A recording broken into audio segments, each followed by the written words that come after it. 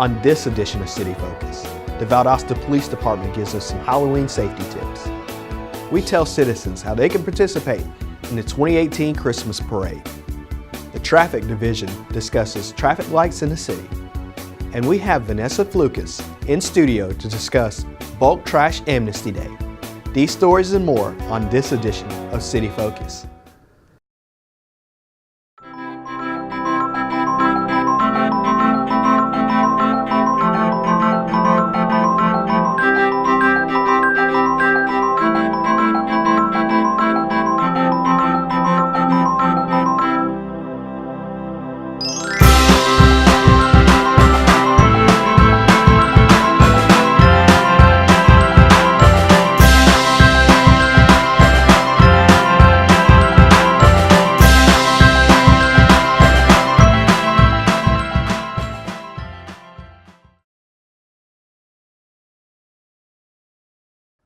Welcome to City Focus. I'm Marcus McConaughey, the Media Coordinator for the City of Valdosta. This is the 20th episode of City Focus in 2018. City Focus is your source for what's happening within your government. Here are the most important topics that are happening in the city. First of all, on Halloween night, will there be increased police presence? Sure. Anytime We have numerous citizens, just private citizens come by the police department every year and drop things off like that. They'll drop off a check. Businesses do the same thing. Without those folks, we couldn't do this program, and these children wouldn't have a good Christmas like they have been for the past. I believe this is our 14th or 15th year in a row that we've been doing this. Citywide event where we've got large amounts of people moving in and out. Our traffic unit's going to be very well of it, going to be my body safe. Our biggest hazard most likely is going to be.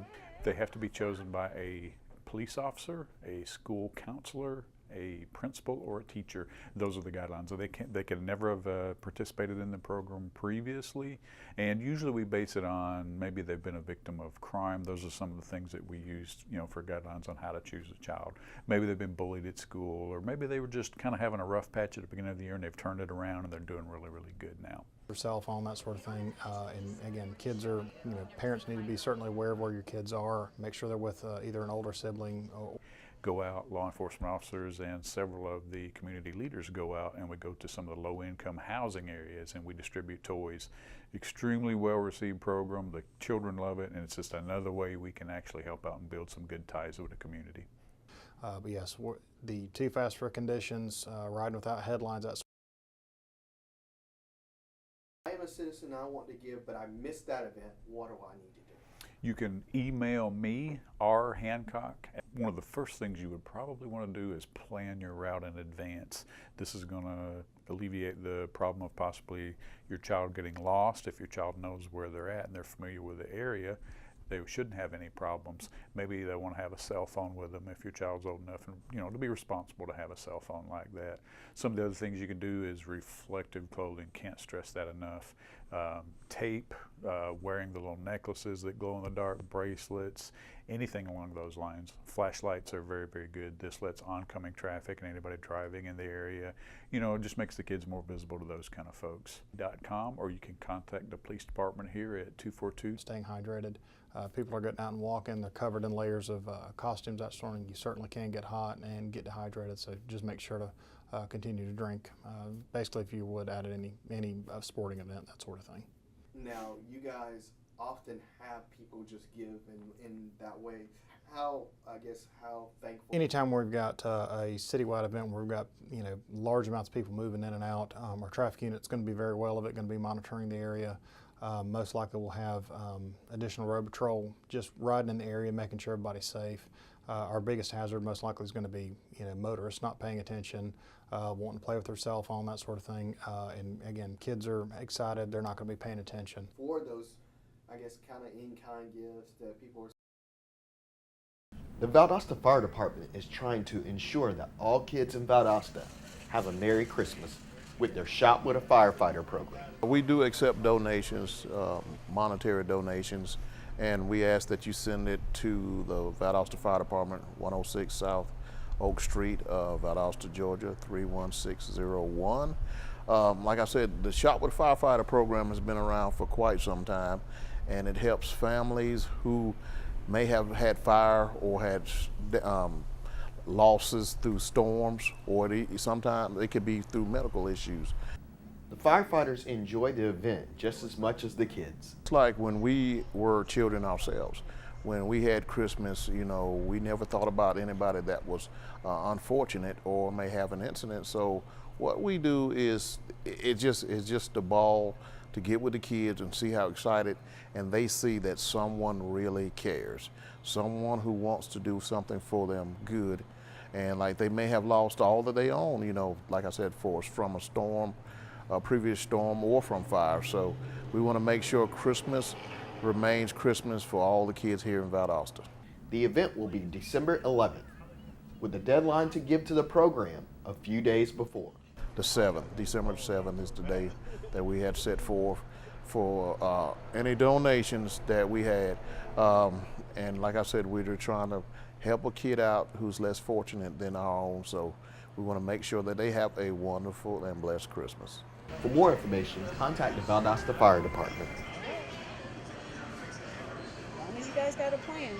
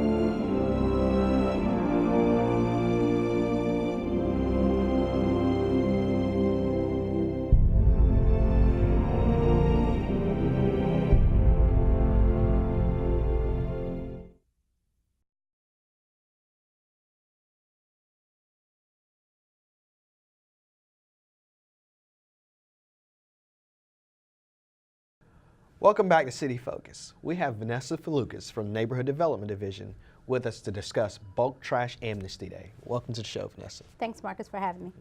Now, the city is hosting a Bulk Amnesty Trash Day on October 27th.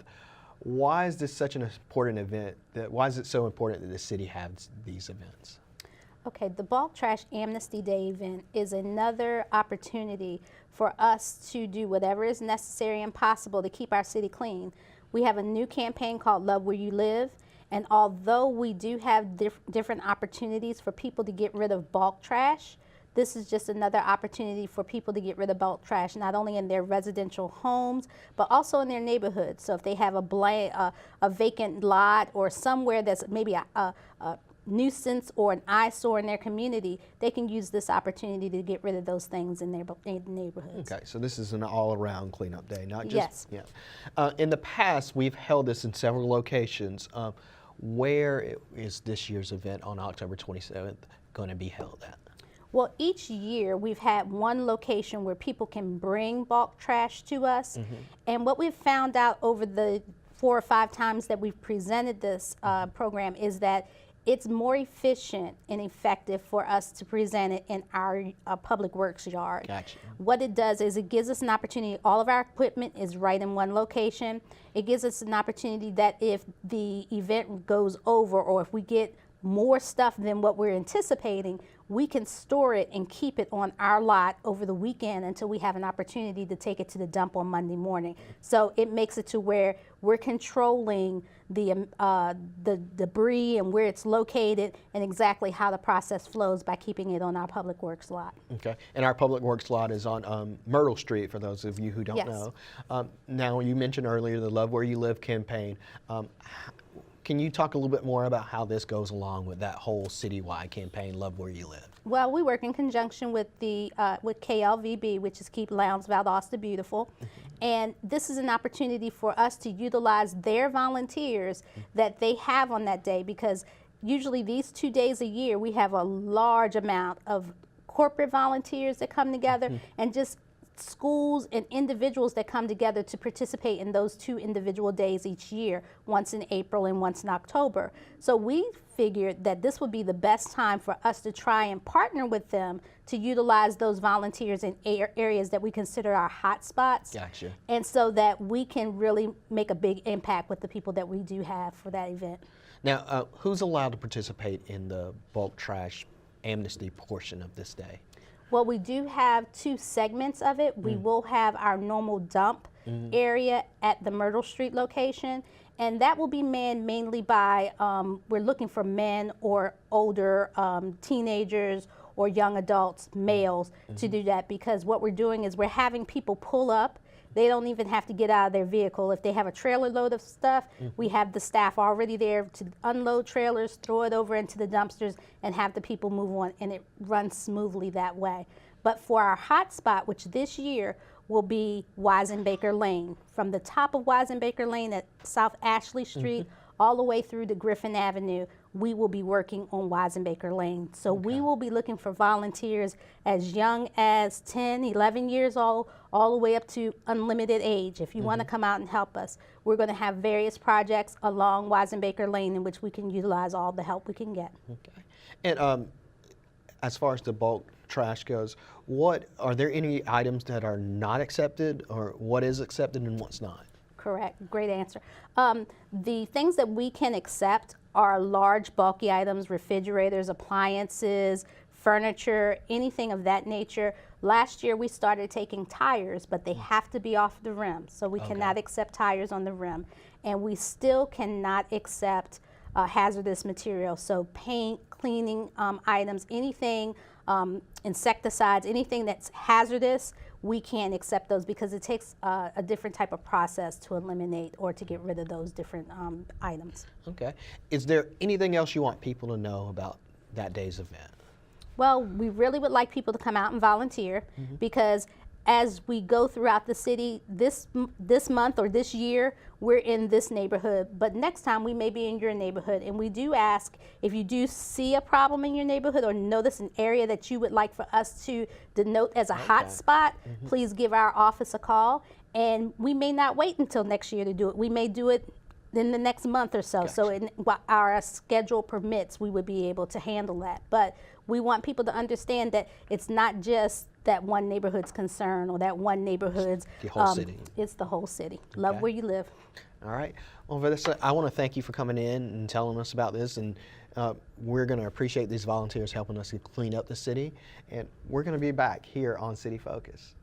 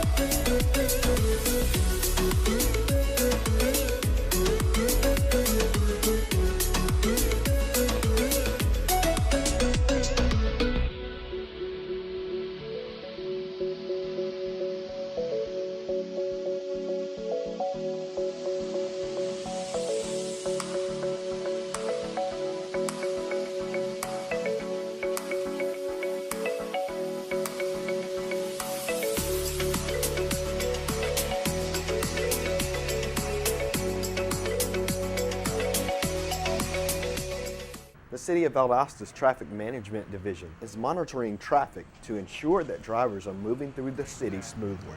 We've gone out and we've looked at the intersections to make sure everything is running correctly with the signal cabinets. What we're finding out is people in South Georgia are very polite. At certain intersections, they will stop and let vehicles out of a driveway, such as Big Lots or Best Buy or any little businesses here in town. They'll stop and let them come through. When they stop to let those vehicles come into traffic or out of traffic, they're creating a gap. And if there's not a vehicle on the sensor, it's going to time out. And that's going to cause the lights to change back red and causing a delay. So it's not a issue with the signal, it's just the citizens in Valdosta just being polite, and they're not knowing that if a car is not there on the correct time, it will cause the light to drop and go red and cause backups with traffic. Some intersections have leading and lagging turn arrows that can be confusing to some drivers. We've gotten complaints about the intersection of Bemis and Inner Perimeter Road not working correctly. That is an intersection where we have leading left arrows and lagging left arrows, which means the two turn lanes will not come up at the same time. Throughout the day, it changes several times. So in the morning time, if you're heading eastbound, the turn arrow may come up with the through movement. In the afternoons, it may be reversed. Your westbound lane will come up with the through movement. But both directions, turn lanes will get the opportunity to turn. It will serve the time that's programmed in the cabinet. For more information, contact the Traffic Management Division. Organizers for the Greater Valdosta Community Christmas Parade is taking applications for floats in the 2018 parade. The entry fee is $50 and applications can be mailed or hand-delivered to the Main Street office in the City Hall Annex. Christmas parade applications are available now. You can call our office at 229-259-3577 and ask for an application. We'll be happy to email you one, or you can go to our website. It's ValdostamainStreet.com, and you can click on our events tab and go to the December events and find it there as well, and just download it and send it in. So this year's theme is a Toyland Christmas, and if you want your float judged by our judges in the parade, you just make sure you follow that theme, and then you can have an opportunity to win bragging rights for a year as well as a trophy at our city council meeting that's after the parade. For more information, contact Valdosta Main Street. On September 26th, Valdosta Mayor John Gale was awarded Outstanding Elected Official Leadership from the Association of Metropolitan Planning Organizations at the annual conference in San Antonio, Texas. Mayor Gale was nominated for the award by the South Georgia Regional Commission. The one thing that I feel like I've done is I've been supportive of the T-Splosh principle pretty much ever since I've been mayor. When I was running for mayor the first time back in 2011, I was not a proponent of the T-Splosh. Once I got into office and saw what it could do for the city of Valdosta and Lowndes County, I changed my stance on it. And ever since 2012, I've been very much a supporter. Now, you know, we had this vote in 2012 and it was defeated region-wide. So when we got a chance to bring it back, Chairman Slaughter and myself felt like that it was necessary that we do that. And we were the two representatives of Valdosta and Lowndes County. The award for AMPO honors outstanding effort in transportation planning and leadership of an elected official who has served as champion for their community. We congratulate Mayor Gale on this great honor. Yes. Recently, I got the chance to speak to a group of students at Lowndes High School about my career journey and how I got to be the media coordinator for the city of Valdosta. The speakers that have come in here are actually very inspirational. A lot of them give us really good tips on what we can do later on in life. And some of them have pretty good jobs, you know, if you don't know what you want to do later on in life, it gives you options on what you can do. What I've learned mostly is that, you know, everybody has different experiences in lives, and it's really good, you know, to learn from somebody else when you're at such a young age and you don't really have much life experience, and somebody else can tell you the lessons that they've learned and the mistakes that they made so you can learn from them. I think it's very helpful because a lot of the people that have came in here are very inspirational and they have their own stories to tell us, and it's just good hearing people's stories and getting to learn about it and stuff. The class appreciates having a speaker from the community come each Friday to give them career advice. Metro 17 would like to thank Ms. Matheson and Lowndes High School for having us. Now let's take a look at what's taking place in the city in the coming weeks. September 24th, Greater Lowndes Planning Commission meeting, 5:30 at 325 West Savannah Avenue. September 25th, Lowndes County Board of Health, 7:30 a.m. at 206 South Patterson Street. September 25th, Valdosta Lowndes County Conference Center and Tourism Authority meeting, 8 a.m. in the Executive Conference Room at the Conference Center. October 1st, Valdosta Historic Preservation Commission meeting, 5:30 in the City Hall Annex Multipurpose Room. October 2nd, Valdosta Lowndes County Zoning Board of Appeals meeting, 2:30 in the City Hall Annex Multipurpose Room. October 5th, First Friday in downtown Valdosta. October 8th, Valdosta Tree Commission meeting, 5:15 in the Engineering Conference Room. October 9th, Valdosta City Council Work Session, 5:30 in Council Chambers. October 10th, Valdosta Lowndes County Airport Authority meeting, 8 a.m. at the Airport Conference Room. October 11th, Valdosta City Council meeting, 5:30 in Council Chambers. October 13th, Rivers Alive cleanup, beginning at 8:30 a.m. To stay informed of what's happening in the city, sign up for the weekly e-news blast at valdostacity.com/public-information.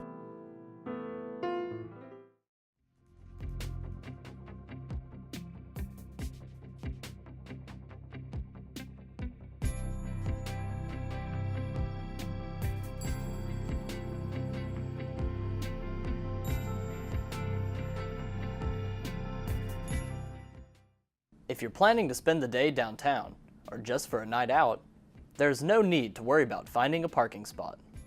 Finding parking can be stressful, but downtown Valdosta has just under 1,100 parking spaces in 6 areas, including roadside parking. Downtown visitors can find parking on the corner of Ashley Street and Valley Street, between Mackey Street and Lee Street, on the opposite side of Mackey Street, on the corner of Ashley Street and Hill Avenue, between Tomb Street and Patterson Street, and behind Olympic Park. Benny's Alley pedestrian crosswalk also provides citizens with a safe route during their downtown visit. For more information on parking downtown, contact Valdosta Main Street.